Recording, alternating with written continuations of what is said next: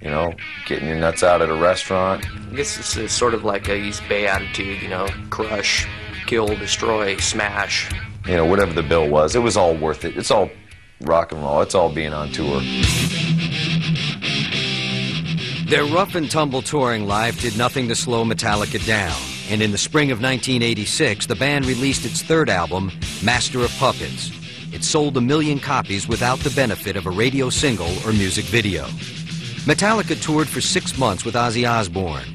It would be their last as a supporting act. They really give me a run for my money every night. The crowd were going nuts for them, you know, stealing the show most of the nights. They were really hard to follow. On tour, Metallica indulged in classic rock and roll excess. And when you're 22 years old and all you want to do is get laid and get drunk and live all those excesses that you hear about or read about, and all of a sudden they're right in front of you. We'd come right off stage into the showers and there'd be, you know, a whole locker room shower filled with women. I mean, how great is that? That happened. Plenty. Tub tarts, shower. 8 women washing you down at once, you know. Not a bad feeling. You have a real sense of invulnerability when you're on tour, because you're with this group of people, you know, a group of guys, and you really become, seriously, you feel like Superman. You're on this bus, nothing can touch you. But Metallica's wild ride would soon come crashing to a halt. On September 27, 1986, the band was traveling by bus on the road between Stockholm and Copenhagen. On that European tour, you know, we had a really bad bus. These particular buses weren't purpose-built that we have now. They have normal windows like a passenger coach, and the bunks are just bolted in. Then they put cardboard over the windows. Earlier that night, a friendly dispute between Kirk and Cliff over sleeping arrangements concluded with a draw of cards. The first card that Cliff picked was the ace of spades, and he looked at me and said, "I want your bunk." And I said, "Fine, you take my bunk, I'll sleep up front.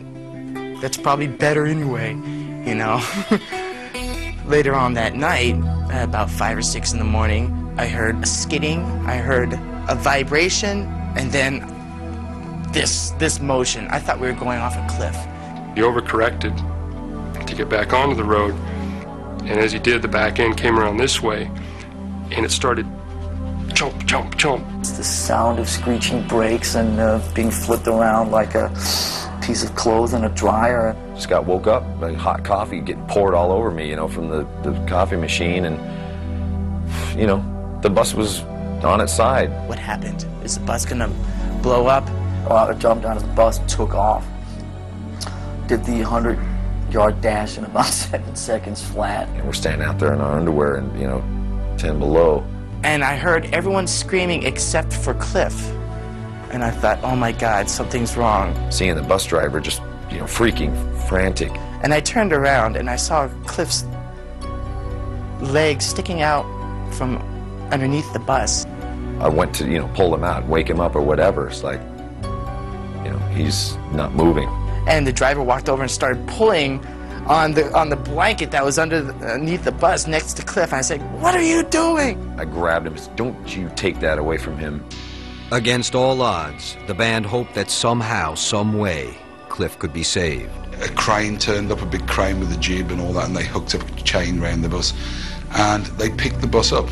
There's still people trapped under the bus, but everyone else was okay. I don't know if Cliff was dead at this point or not, because the bus actually slipped back after they picked it up. They lifted it to pull him out, and it slipped back and landed again on the floor.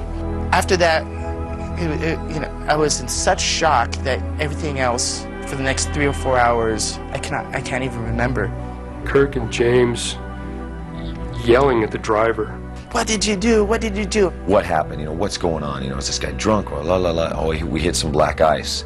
And I recall in my underwear, you know, and socks, walking for miles, looking for this black ice, walking back on. Where's this black ice? I don't see any black ice. And I wanted to kill this guy. I was gonna end him there. Early Saturday morning, September 27th, 1986, on the road near Ljungby, Sweden, Cliff Burton died. He was 24 years old. He just got thrown out the window and boom, the bus landed on him, and basically, by all accounts, I mean, he never woke up.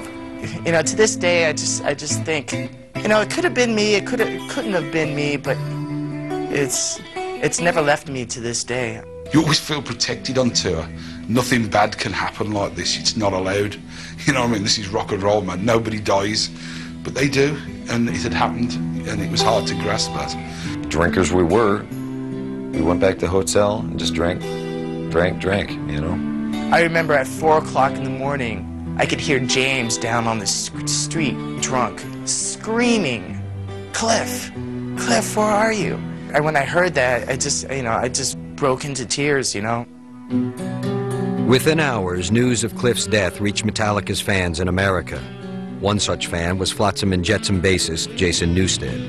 I remember tears hitting the newspaper. Killed in Sweden, Metallica bassist Cliff Burton, 24 years old or whatever, and I'm just lost it. Lars, James, and Kirk returned to San Francisco to attend the funeral of their friend and bandmate. Lars took over from then on, and, you know, in all fairness to Lars, without Lars Ulrich, that band wouldn't be where they are today. With the added pressure of a Japanese tour scheduled to begin within a month, the band auditioned 40 prospective bassists in San Francisco. I can remember those auditions just being really, really bad because we were drinking throughout the whole thing. We were still grieving, obviously. We tried out quite a few people. Les Claypool from Primus was actually one of them. Lars was all, "You're not used to playing this kind of music, are you?" And I was like, "No, hey, you know, you guys want to jam on some Isley Brothers tunes?" You know, and nobody laughed at my joke. He was too good. He was like, okay, you got your own thing, you know. They never called me, and I wept like a little girl. Well, a guy would come in that just didn't look right or whatever, plug the bass in for 20 seconds, next. I mean, it was cold. And I'm just going whole, I was shaking in my boots. Jason, we thought, was the man. Kind of the punter vibe, but he had the energy that we were looking for. We sat down and we decided he's going to be the guy, so we took him to this place, Tommy's Joint in San Francisco, where we kind of like to hang, and took him out to grub, and Lars and I went in the bathroom to piss together. It's like, let's go tell him now, okay. Lars comes out, "Do you want a job?" And I go, "Nah, I guess." And he goes, "Okay, you're going to be bass roadie." And I'm like, you know, like, and he goes, "No, you got it, man, you're in. You want to play with us?" And I'm like, "Shah!" Jason's jumping off the table and doing backflips and all this stuff. It's like, okay, all right, man, you know.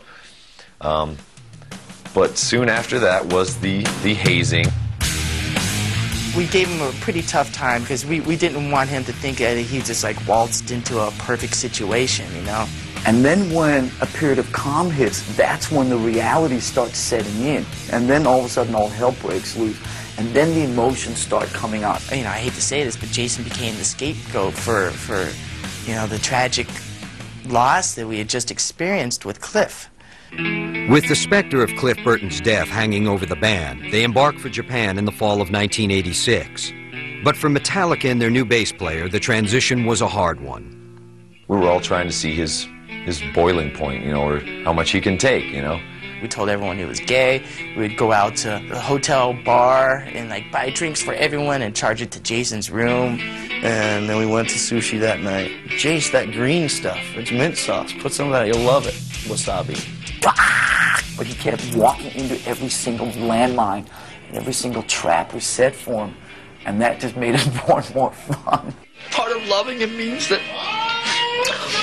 he has to accept us for who we are, which is not easy. I mean, everyone thinks, wow, this guy's landed the greatest gig, except